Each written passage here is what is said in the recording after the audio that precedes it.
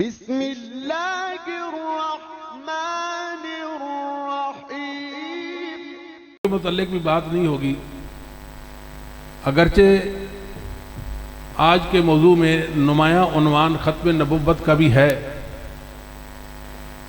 میرا یہ ماننا ہے کہ ختم نبوت کا جو موضوع اور عنوان ہے، اس کی وضاحت نبی کریم صلی اللہ علیہ وآلہ وسلم نے اس قدر کی ہے، اتنی وضاحت کسی مسئلہ میں نہیں ہوئی، کھول کر اسے بیان کیا ہے۔ دوسری بات یہ ہے کہ ایک آواز اٹھتی ہے کہ ختم نبوت کے حوالے سے ہمارا بڑا کام ہے، ہمارے دوسرے بھائی بھی بات کرتے ہیں، اچھی بات ہے۔ ہمارا یہ ماننا ہے کہ اہل حدیث ہو، اس بات کو اچھی طرح سمجھو کہ قادیانیوں کو کافر قرار دیا، قادیانیوں کو کافر قرار دیا۔ میں اور آپ قادیانیوں کو کافر کہیں یا نہ کہیں، محمد الرسول اللہ صلی اللہ علیہ وسلم نے اور اصحاب محمد نے ان کو کافر کہہ دیا ہے۔ کہتے ہیں کہ اول مکفر محمد حسین بٹالوی رحمہ اللہ تھے۔ میں سمجھتا ہوں یہ بھی کوئی بڑی بات نہیں ہے، اس میں کیا کوئی بڑی بات ہے؟ انہوں نے کہہ دیا تو کہہ دیا، وہ نہ کہتے تو کوئی اور کہہ دیتا، ہزاروں لاکھوں اربوں مسلمان کہہ دیتے۔ جہاں تک تعلق ہے ملک پاکستان میں، مملکت اسلامیہ پاکستان میں اس کے قانون میں انہیں کافر قرار دینا اچھی بات ہے اور اچھی کوشش ہے، ہم اس کی تحسین کرتے ہیں۔ ہمارے مطابق یہ ہے کہ جو شخص دعوی نبوت کرتا ہے رسول اللہ صلی اللہ علیہ وسلم کے بعد، وہ مرتد کافر ہے۔ صرف اس کو کافر کہنا ناکافی ہے، جو اس پر ایمان لائے اور اس کو صحیح خیال کرے وہ بھی مرتد کافر ہے۔ جو دعوی نبوت کرے وہ مرتد کافر ہے، جو اس کو مرتد نہ کہے وہ بھی مرتد کافر ہے۔ بات ختم ہو گئی۔ دراصل میں اس کمزوری اور اس سستی اور کاہلی اور غفلت کی طرف اشارہ کرنا چاہوں گا۔ برصغیر پاک و ہند میں اہل حدیث نے آواز بلند کی ہے کہ ہم اللہ کی وحی پر قائم ہیں اور قرآن و سنت ہمارا دین ہے اور ہمارا ایمان ہے۔ یہ دعوت حق ہے، لا شک ولا ریبہ۔ مگر محدثین عظام ان کی زندگیوں کو، ان کی سوانح عمریوں کو جس قدر اہل حدیث کو پروموٹ کرنا چاہیے تھا، ایسے نہیں ہوا۔ ہم نے تو یہ کہنا شروع کر دیا یہ آیت کریمہ ہے، یہ حدیث ہے، یہ امام کا قول ہے، ہم اس کو نہیں لیتے، یہ امام کی رائے ہے، یہ امتیوں کی باتیں ہیں، ہم ان پر یقین نہیں رکھتے۔ یہ سب سے بڑی غلطی تھی ہماری۔ اللہ کی وحی، قرآن اور حدیث کی تعبیروں کو محدثین عظام جانتے ہیں اور کوئی نہیں جانتا۔ اس لیے وہ زمانے نبوت کے قریب لوگ تھے، اور اصحاب محمد صلی اللہ علیہ وسلم سے جو منقول علم تھا وہ محدثین کے پاس آیا۔ اور یہاں رک کر ایک اور بات یاد کر لیں، آپ سے کوئی پوچھے کہ حافظ آباد میں اہل حدیث کانفرنس سے کیا سیکھ کر آئے ہیں، آپ نے یہ کہنا ہے، جواب دینا ہے کہ جس کے پاس اصحاب محمد سے منقول علم نہیں، میں اس کو حق پہ نہیں سمجھ سکتا۔ اصحاب محمد سے منقول علم اس کائنات میں صرف اور صرف اہل حدیث کے پاس ہے اور کسی کے پاس نہیں ہے۔ اہل حدیث واحد فرقہ ہے، واحد گروہ اور جماعت اور دھڑا ہے جو علم نبوت پر قائم ہے۔ جس کے پاس اصحاب محمد سے منقول علم نہیں، ہم اس کے دین کا اعتبار ہی نہیں کرتے۔ لو ہم پر فتویٰ لگاؤ، کیا کہہ سکتے ہو ہمیں؟ ہمارے پاس ایک معیار ہے، وہ اصحاب محمد صلی اللہ علیہ وسلم سے منقول علم ہے، اور مسلک اہل حدیث اس کی بنیادیں مضبوط اور ٹھوس ہیں. یہ یقین کا نام ہے. یہ یقین اللہ کی وحی پر مبنی ہے. مسلک اہل حدیث اللہ کی وحی کا نام ہے. اس کی تعبیریں، اس کے عقائد، اس کے اعمال اصحاب محمد سے، تابعین سے، تبع تابعین سے، ائمہ دین سے، ائمہ اہل السنہ والجماعت سے، ائمہ عقیدہ سے اور محدثین اعظام سے ثابت ہے.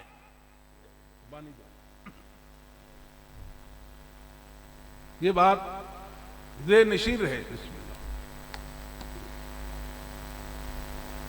کہ اہل حدیث محدثین سب سے پہلے ان کی عظمتوں کو اپنے دل دماغ میں راسخ کر لیں. ہمارا یہ ماننا ہے ائمہ دین وہ عرضی مخلوق زمین پر رہنے والے تھے، مگر ان کی عظمت کا کیا کہنا ہے کہ ان کی عظمت اور کمالات میرے اللہ نے آسمان سے اتارے تھے. ان جیسا چشم فلک نے نہیں دیکھا. ان جیسا چشم فلک نے نہیں دیکھا. کیا شان تھی ان کی! اتنے مضبوط، فولادی چٹان سے بھی زیادہ مضبوط تھے. آج لوگ بات کرتے ہیں کہ اہل حدیث تو وہ ہوتے ہیں جو سندوں والے تھے، حدیثوں والے تھے، محدثین تھے، کتابیں لکھی، حدیث روایت کی. یہ کہا کہ اہل حدیث ہے بھائی، یہ تو غیر مقلد ہیں، یہ تو انگریز کی اولاد ہیں. بتاؤ بر صغیر میں فلاں سال میں تمہاری کون سی مسجد تھی؟ بتاؤ کہ کون سی مسجد تھی جس میں 8 رکعت نماز تراویح پڑھائی جاتی تھی؟ ہم کہتے ہیں میرے بھائیوں، آپ بھی تو اپنے آپ کو اہل السنہ والجماعت کہتے ہو کہ نہیں؟ حالانکہ آپ اہل السنہ والجماعت نہیں ہیں. آپ کا حق ہم آپ کو دیں گے، آپ کو اپنے حق کا علم نہیں ہے. اس زمین پر اہل السنہ والجماعت کا نام رکھنے کا حق صرف اور صرف اہل حدیث کو اور کسی کو نہیں ہے، کیونکہ یہ نام محدثین کا تھا.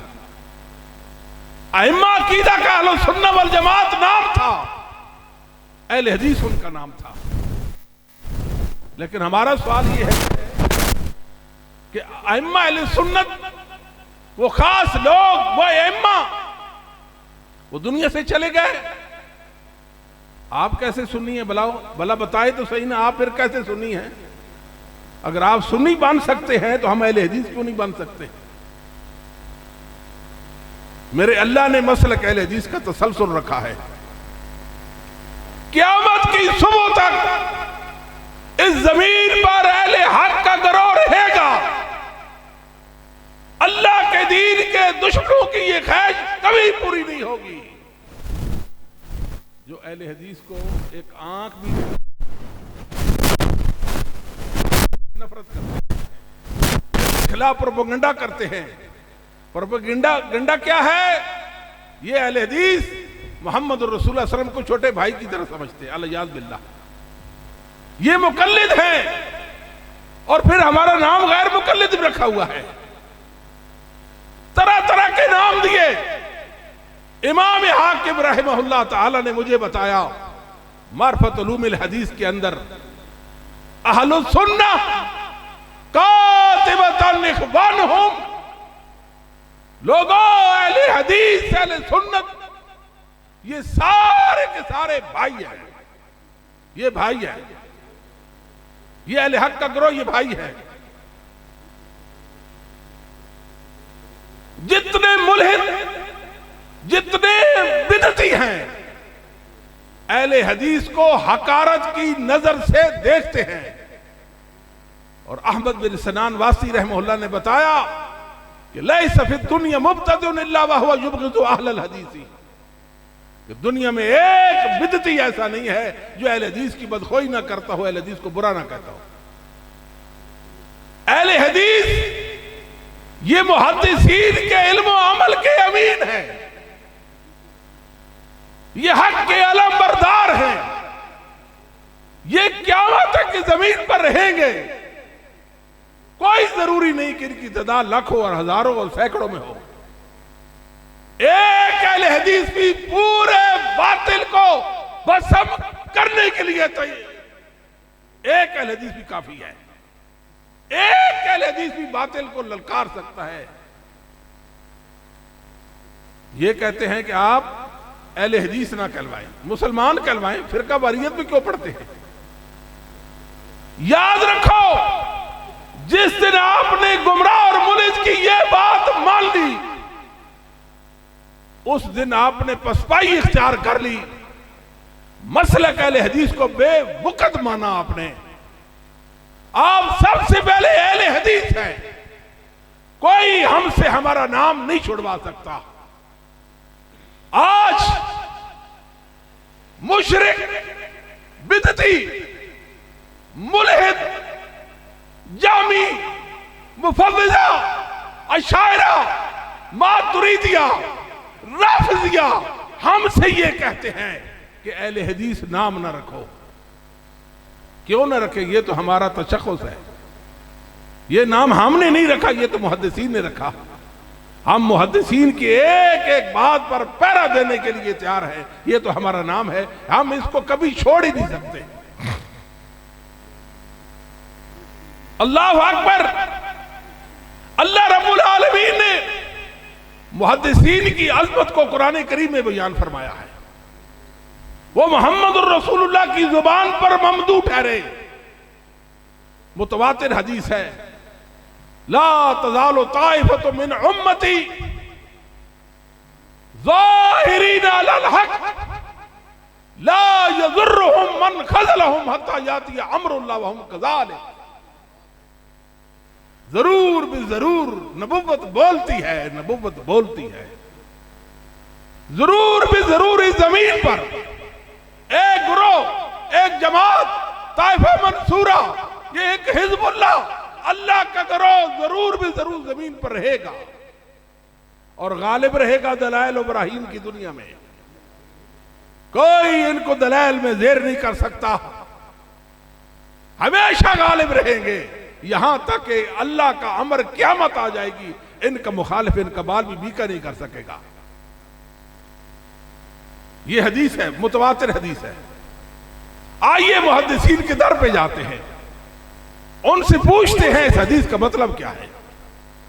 امام عبداللہ بن مبارک فرماتے ہیں اس سے مراد اہل حدیث ہے۔ امام احمد بن حنبل فرماتے ہیں لم تکن هذه الطائفة المنصورة اصحاب الحدیث فلا ادری من هم۔ امام اہل سنت، سرخیل اہل حدیث امام احمد بن حنبل فرماتے ہیں اگر اس حدیث کا مصداق اہل حدیث محدثین عظام نہیں ہے، میں نہیں جانتا اور کون ہے۔ امام علی بن مدینی بھی یہی فرماتے ہیں، امام علی بن مدینی کے شاگرد امام بخاری بھی یہی فرماتے ہیں، یزید بن ہارون بھی یہی فرماتے ہیں، امام حاکم بھی یہی کہتے ہیں۔ بلکہ اس سے آگے بڑھیے، محدثین کی عظمت کو سلام کیجئے۔ شرف و صحاب الحدیث کتاب لکھی خطیب نے، محدثین حدیث والوں کی شرف و عزت کے متعلق کتاب لکھی ہے، شرف و صحاب الحدیث۔ امام علی بن مدینی کا قول نقل کیا ہے کہ یہ جو حدیث ہے لا تزال طائفۃ من امتی، امام علی بن مدینی فرماتے ہیں ہم اہل الحدیث، اس سے مراد اہل حدیث ہے۔ الذین یتعاہدون مذاہب الرسول ویذبون عن العلم لولاہم لم تجد عند المعتزلة والجامعة والرافضة وأهل الكلام والرأي شيئا من السنن۔ علی بن مدینی فرماتے ہیں یہ محمد الرسول اللہ کی اداؤں اور سنتوں کے شیدہ لوگ ہیں. یہ محمد الرسول اللہ کا دفاع کرتے ہیں آپ کی سنتوں کا دفاع کر کے، نہ صرف آپ کی سنتوں کا دفاع کر کے بلکہ علم کے ساتھ محمد الرسول اللہ کا دفاع کرتے ہیں صلی اللہ علیہ وآلہ وسلم. لوگوں، اہل حدیث اس زمین پر اللہ کی نعمت ہے.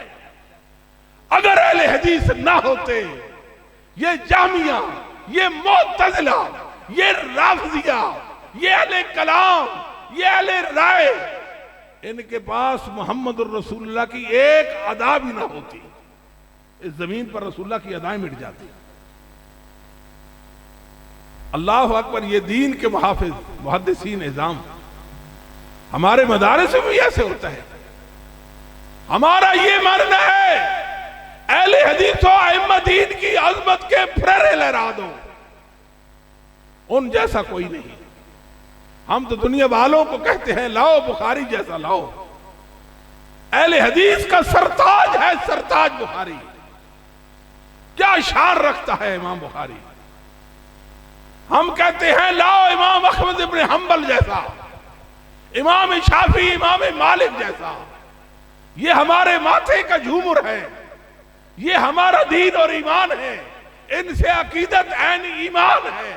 لو میرے ایمان سے امام شافعی کو نکال دو، میرے ایمان کا کوئی اعتبار نہیں ہے. امام مالک کو نکال دو، میرے ایمان کا کوئی بھروسہ نہیں ہے. یہ ہمارے ائمہ ہیں. دنیا ویسے ہی کہتی ہے کہ یہ ائمہ کو نہیں مانتے. اللہ کی قسم اس سے بڑا دنیا میں جھوٹ نہیں بولا گیا ہے.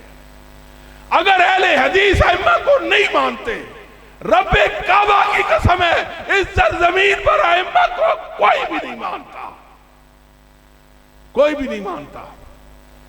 یہ محدثین کے علم کے پاسبان ہیں، ان کے عقیدے کے پاسبان ہیں. جہاں محدثین نے ہمیں کھڑا کر دیا وہاں ہم کھڑے ہیں. جو تعبیریں انہوں نے دین کی دی ہیں ہم نے ان تعبیروں کو لیا ہے. ہم ایسے بیٹھ گئے. آج ہم سے پوچھنے والے کہتے ہیں اس کی دلیل دے دو. میں کہتا ہوں دلیل مجھ سے نہ مانگو، دلیل محدثین سے مانگو. مجھ سے یہ مانگو کہ محدثین کا مسئلہ کیا تھا، محدثین کا مسئلہ کیا تھا، اس مسئلہ میں وہ کہتے کیا تھے. مجھ سے پوچھو، دلیل ان سے پوچھو. اگر آپ کہیں کہ آپ تو اہل حدیث ہیں، محدثین آپ کے خوش چین ہیں، آپ محدثین کی خوش چین ہیں، تو پھر جواب دو. دلیل دینے کے لیے تیار ہیں، دلیل سے ثابت کرنے کے لیے تیار ہیں. اللہ کے فضل و کرم کے ساتھ اہل حدیث مسلک کے اندر عظمتوں والے لوگ ہیں، عظمتوں والے لوگ.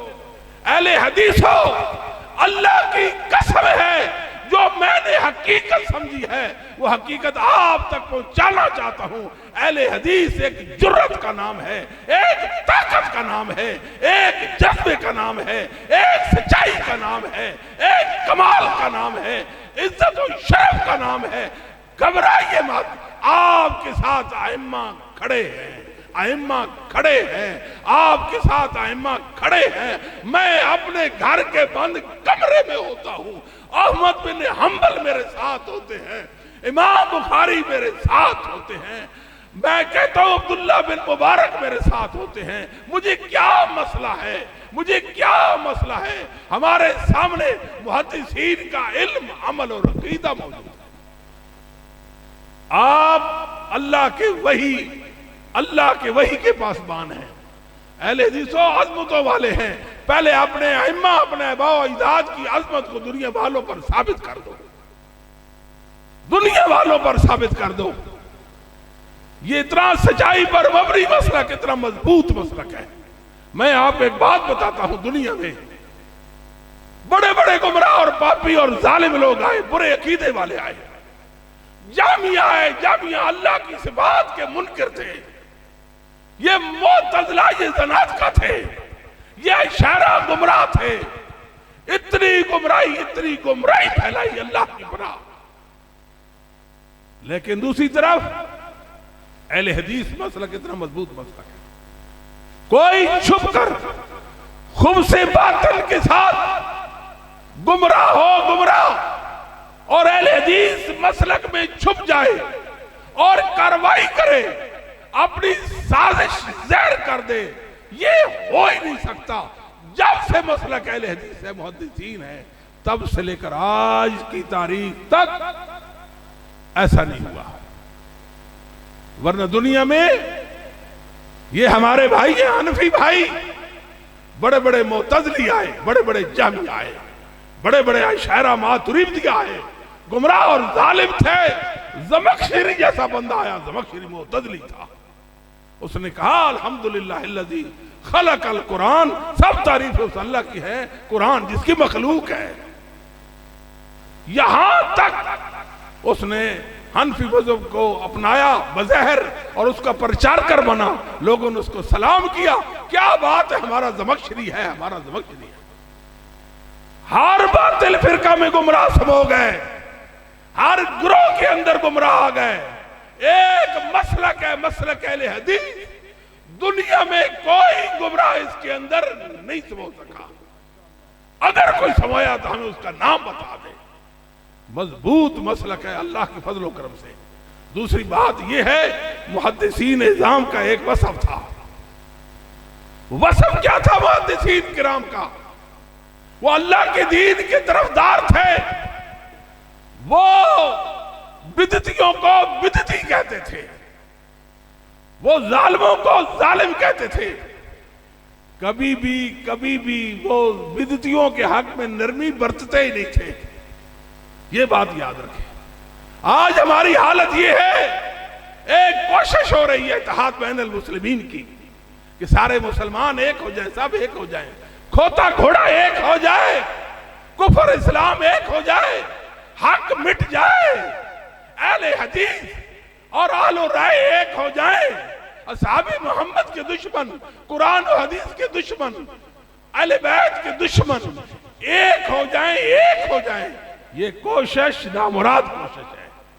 اہل حدیث تکڑے تھے، اس سوچ کو انہوں نے اپنے جوتے کی نوک پر رکھا تھا، اس سوچ کو اپنے جوتے کی نوک پر رکھا تھا۔ عمر ابن خطاب رضی اللہ تعالی عنہ،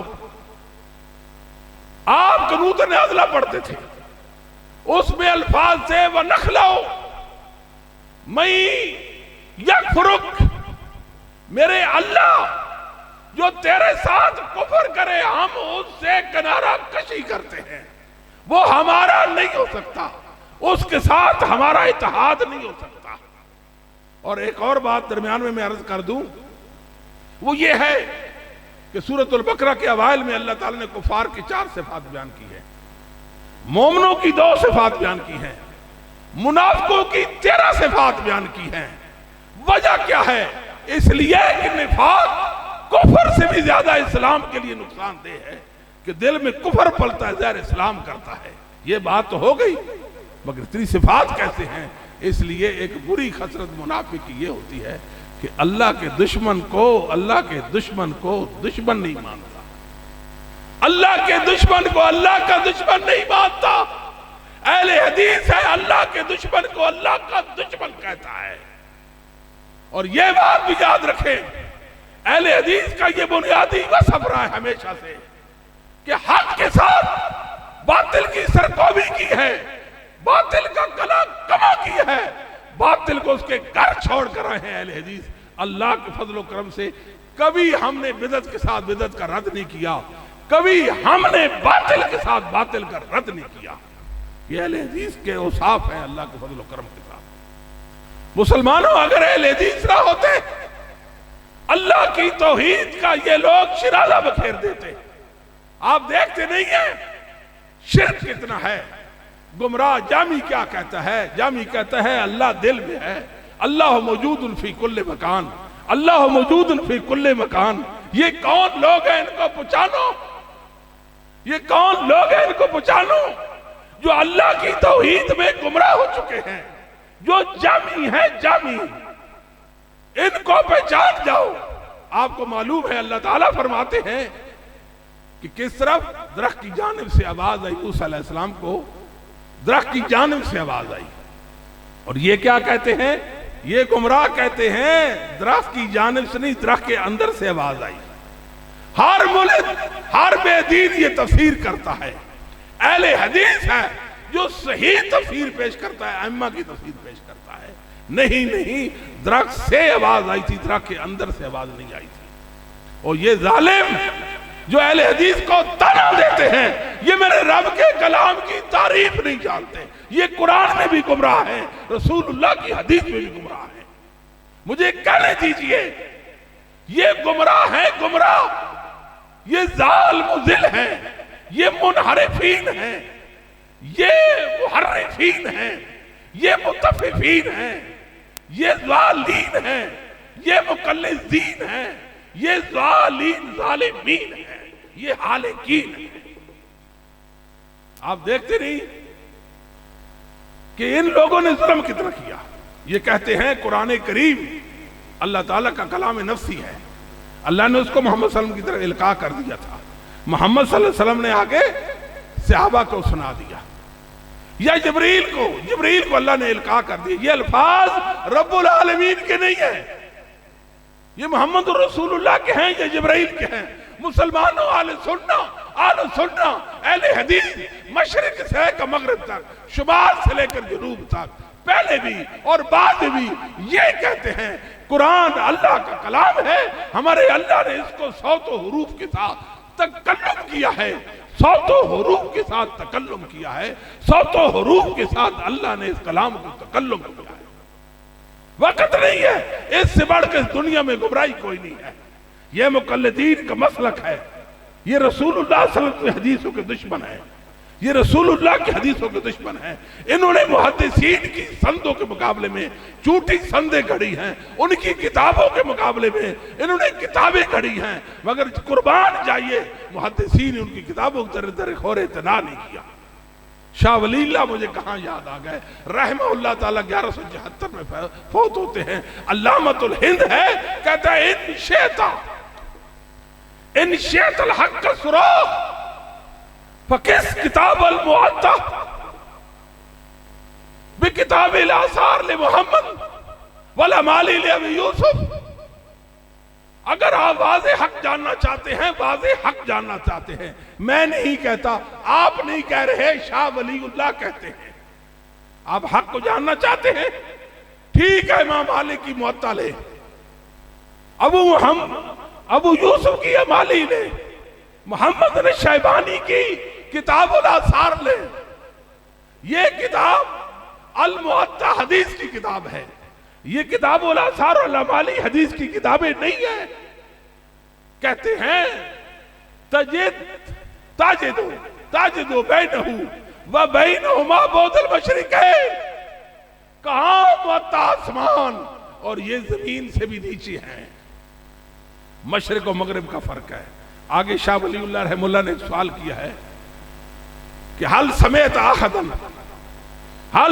احدا من المحدثین والفقہاء، حل سمعت احدا من المحدثین والفقہاء اعتنا لہما واعتنا بہما. کوئی ایک محدث، ایک فقیہ جانتے ہیں جو ان کتابوں پر التفات کرتا تھا؟ مسلمانوں، حدیث کی کتابیں ائمہ نے لکھی ہیں، اللہ نے ان کو محفوظ کر دیا ہے. یہ جھوٹی موٹی کتابیں محدثین کے مقابلے میں کتابیں کھڑی ہیں، سندیں کھڑی ہیں، یا رافیوں نے کھڑی ہیں یا ان گمراہوں حنفیوں نے کھڑی ہیں. اصل میں یہ جہمیہ ہے. بات رک جائے. آخری بات مجھے بتایا امام ابو مذاہب نے، موسیٰ بن عبید اللہ خاقانی بغدادی نے 325 ہجری میں فوت ہوتے ہیں. امام صاحب کتنا عظیم امام تھا، اپنی انگوٹھی پر کندہ کیا ہوا تھا دن بسنن. لوگو محمد رسول اللہ کی سنتوں کو دین بنا لو. اپنی انگوٹھی پر لکھا ہوا تھا، محب سنت تھا. انہوں نے کہا، انہوں نے کیا کہا؟ اہل الکلامی و اہل الرائی قد عدموا علم الحدیث الذی ینجو بہ الرجل. واہ کیا بات ہے، یہ ہماری بات نہیں. 325 سے پہلے ایک مسلمان امام گزرا، بغداد کا رہنے والا تھا. اس نے کہا یہ اہل کلام، علم نبوت کا رد کرنے والے، علم کلام کا علم رکھنے والے، یہ اہل الرائے، ان کے پاس اصول حدیث نہیں ہے، وہ علم حدیث ان کے پاس نہیں ہے۔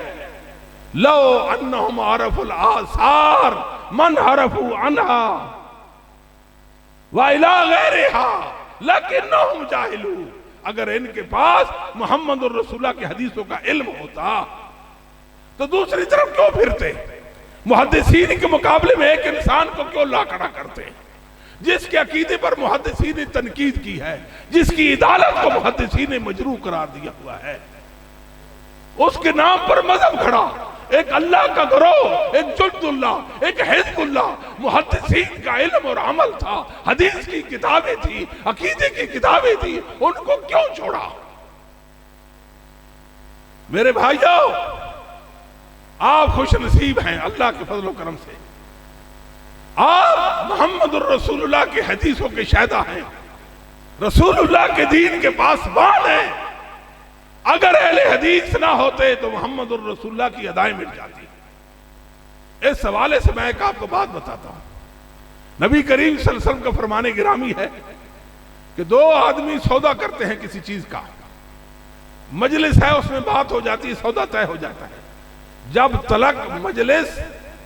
تلک مجلس برخاست نہیں ہوتی، سودا واپس کرنے کا وہ مجاز ہے۔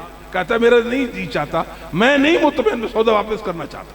شریعت پابند کرتی ہے سودا واپس کرے۔ مجلس برخاست ہو گئی، اس کا بھلا ہے، مہربانی ہے، واپس کر دے یا نہ کر دے، شریعت اس کو پابند نہیں ٹھہراتی۔ مسئلہ سمجھ گئے؟ امام سفیان بن عیینہ کہتے ہیں رحمہ اللہ تعالی، کتنا بڑا امام تھا، امام سفیان بن عیینہ کہتا تھا اسلکوا سبیل الحق ولا تستوحشوا من قلت اہلی، لوگو حق کے ساتھ چمٹ جاؤ، حق والوں کی تعداد کی کمی اور قلت آپ کو پریشان نہ کرے۔ یہ ایک پر بھاری ہوتا ہے۔ وہ امام سفیان بن عیینہ فرماتے ہیں بغداد کے اندر جب حدیث بیان ہوئی، امام ابو حنیفہ نے کہا لیس ھذا بشیء، یہ رسول اللہ کی حدیث کچھ بھی نہیں ہے۔ بتائیے اگر کوئی دو آدمی جنہوں نے سودا کیا وہ کشتی کے اندر سوار ہوں، کشتی میں سوار ہو، پھر کیا کریں گے؟ 8 دن کا سفر، 10 دن کا سفر، سمندر میں کشتی تیر رہی ہے، وہ کیسے کہاں جائے گا؟ حدیث رسول کی بھی وقت ہی کی ہے۔ بولے امام علی ابن مدینی بولے، آپ سنن کبریٰ بیکی بھی دیکھیں، سند صحیح علی ابن مدینی کہتے ہیں ان اللہ سائلہ عن مکان، ان اللہ سائلہ عن مکان۔ یہ اس کا ترجمہ نہیں کروں گا، مجھ پہ اعتراض آئے گا۔ ایک اور مسئلہ بیان کرتا ہوں۔ مسلمانوں ایک مسئلہ ہے، اگر کوئی مسلمان یا کافر محمد رسول اللہ کی گستاخی کرے، اسلام کی روح سے، قرآن اور حدیث کی روح سے، امت کی اجماع کی روح سے، وہ واجب القتل ہوتا ہے۔ ہمارے حنفی بھائی یہ کہتے ہیں اگر کافر رسول اللہ کی گستاخی کرے وہ واجب القتل نہیں، مسلمان کرے تو واجب القتل ہے، مسلمان کرے تو واجب القتل ہے۔ یہاں تک بات کر دی، نعم نفس المومن تمیل الى قول المخالف فی مسرت الصف لیکن نحن مقلدون یجب علینا تقلید امامنا۔ وہ کہتے ہیں مومن کا دل کہتا ہے کہ شافعی کا جو مسلک ہے امام شافعی کا کہ نبی پاک کے گستاخ کو قتل کر دیا جائے گا، قتل کر دیا جائے گا۔ مومن کا دل اس طرح مائل ہوتا ہے، مگر ہم نہیں کہتے، اس لیے کہ ہم اپنے مذہب کے مقلد ہیں۔ حتیٰ کہ قدوری اور ہدایہ میں لکھا ہوا ہے وَمِمْ تَنَعَ مِنَ الْجِزْيَةِ او قتل مسلما او سب النبی او جناب مسلمتن فلام ينتقض عہدہ۔ ہے کافر جزیہ دینے سے انکار کر دے، مسلمان کو قتل کر دے، محمد الرسول اللہ کو گالیاں دے، کسی مسلمان عورت کے ساتھ بدکاری کرے، اس کا عہد نہیں ٹوٹے گا۔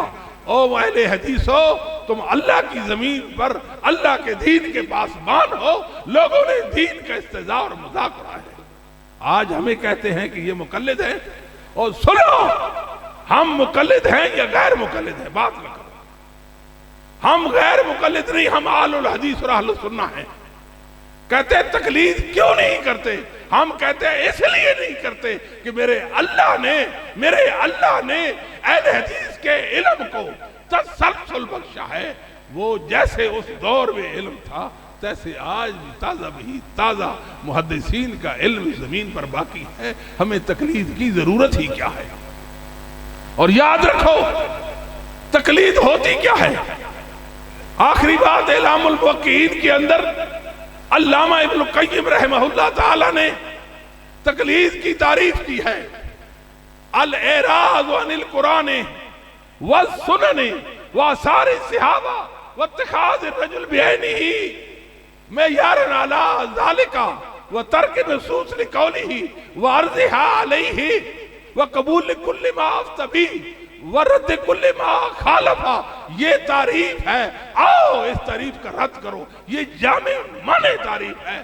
مقلد کون ہوتا ہے؟ جو اللہ کے قرآن سے اعراض بخشے کرے اس کو مقلد کہتے ہیں۔ جو رسول اللہ کی حدیث سے اعراض برتے اس کو مقلد کہتے ہیں۔ جو اصحاب محمد کے آثار کو نہ مانے اس کو مقلد کہتے ہیں۔